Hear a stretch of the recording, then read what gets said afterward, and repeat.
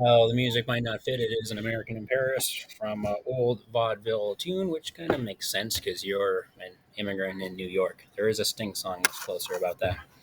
Here's the video walkthrough for the part three activity. Pick one of the prompts, 5 to 6 sentences.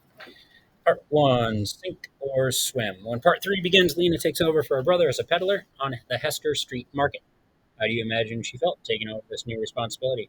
Have you ever taken over a new task without training? Describe what you think is the best way to learn something new. Is it best to jump in and to try it, or to learn from watching somebody else?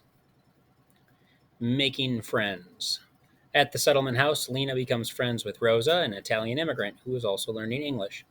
Think about how you made your friends. What are some tips you have for someone who is new to the place and doesn't have any friends? This would be, well, if you're talking about anyone coming in new to STP. New foods. Lena and Rosa tell each other about some of their favorite foods while practicing their English in class.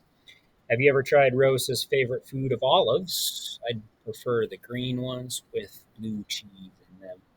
Or Lena's favorite of babka.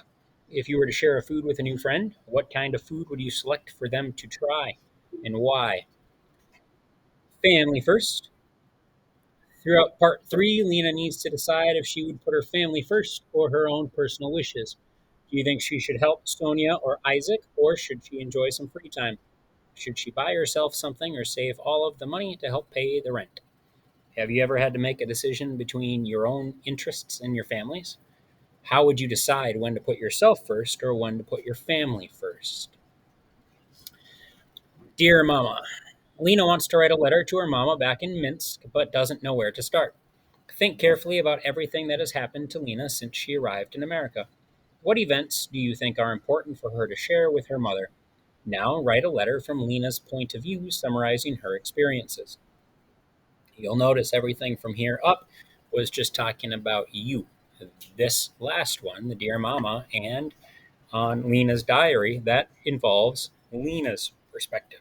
So it would be an I statement in the tone of Lena. Lena's diary.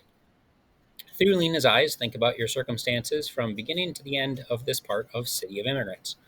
Share your emotions and feelings about each step of the journey. Think about the people with whom you interacted and what you learned from them.